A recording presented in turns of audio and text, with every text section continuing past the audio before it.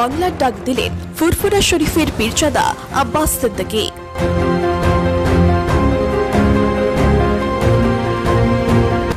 মদে অনেক মানুষের জীবন যাচ্ছে। মদের কারণে সমাজের ৮০% ক্রাইম হয়, এমনই অভিযোগ তুলে এবার মদমুক্ত বাংলার ডাক দিলেন ফুরফুরা শরীফের পীরজাদা আব্বাস সিদ্দিকী।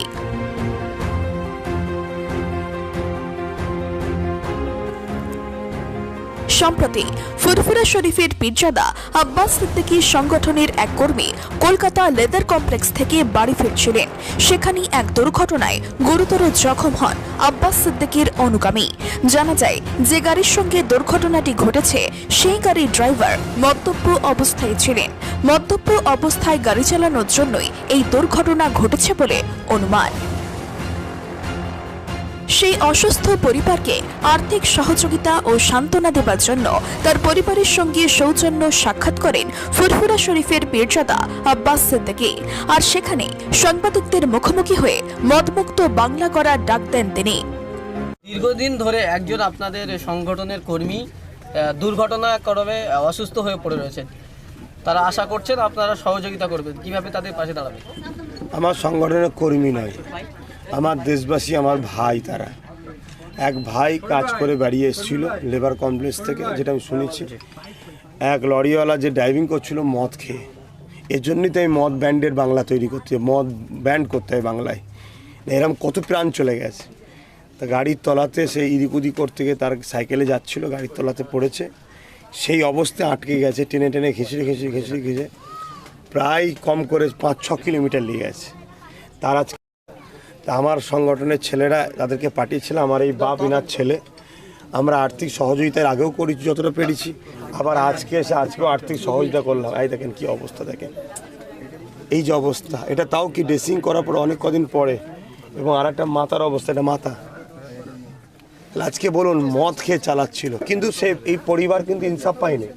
এই পরিবার কিন্তু ইনসাফ পায়নি। তারা প্রশাসন বা যে কোনো জায়গা থেকে পার্টিকে দিয়ে বড় টাকা দিয়ে রফা করে নিয়েছে। এর প্রশাসনের ব্যাপারটা যদি বলেন, প্রশাসন তো হুকুমের গোলাম হয়ে আছে।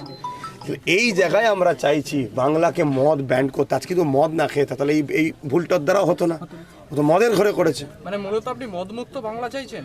অবশ্যই। আজকে তারা একটা সিন দেখলেন তো। আর এই মদের কারণে বছরে লাখ লাখ মেয়ে ডিভোর্স হয়ে যাচ্ছে, কি মারা যাচ্ছে মানুষ, তারপরে হত্যা করে দিচ্ছে মানুষকে মদের কারণে। তারপরে যত ক্রাইম হয় বেশিরভাগটা 100-এর মধ্যে 80% এই মদের জন্য হয়। তাহলে মদটা ব্যান্ড করা দরকার। এত কিছু ব্যান্ড হচ্ছে, তো মদ ব্যান্ড হচ্ছে না কেন? এর জন্য আমরা তো লড়ছি। তা আজকে এই পরিবারের পাশে আমরা দাঁড়িয়েছি যতটা পেরেছি। কেন আমরা একটা অরাজনীতির সংগঠন, সেই সংগঠনের পক্ষ থেকে দিয়েছি। আর রাজনীতির যে প্ল্যাটফর্ম, সেই প্ল্যাটফর্মটা এখন তো আমাদের কোনো ফান্ড নাই। সেই জায়গায় আমরা যতটা পারছি বারবার খোঁজ নিচ্ছি এবং বারবার দিচ্ছি। আমার এই এলাকার ২ নম্বর ব্লকের যে সম্পাদক আছে আমার রাহিনুর, ওর মাধ্যম দিয়ে আগে আমার হাফেজ ইমাম সাহেব হাফেজ সাহেব রয়েছে, বাপেদের হাতে দিয়ে পাঠানো হয়েছে। ফুরফুরা শরীফের পীরজাদা আব্বাস সিদ্দিকী রাজনৈতিক লড়াইয়ে নামার সিদ্ধান্ত নিয়েছেন। বিভিন্ন মঞ্চে তার রাজনৈতিক এজেন্ডা বারে বারে তিনি প্রকাশ করছেন।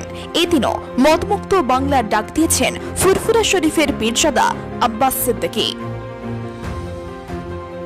ভাঙড় থেকে শামীম গাজীর রিপোর্ট, এনবিটিভি। এসআর ইউনিকম এখানে সহজ কিস্তিতে নামিদামি কোম্পানির মোবাইল সুলভ মূল্যে পাওয়া যায় এবং বিভিন্ন কোম্পানির fridge, mixer machine, AC, LED TV, home theatre ও বিভিন্ন ইলেকট্রনিক দ্রব্য সুলভ মূল্যে বিক্রয় করা হয়। ঠিকানা চিনিপুকুর রোড, কাশীপুর, দক্ষিণ 24 পরগনা। বিস্তারিত জানতে কল করুন 9153200300 নম্বরে।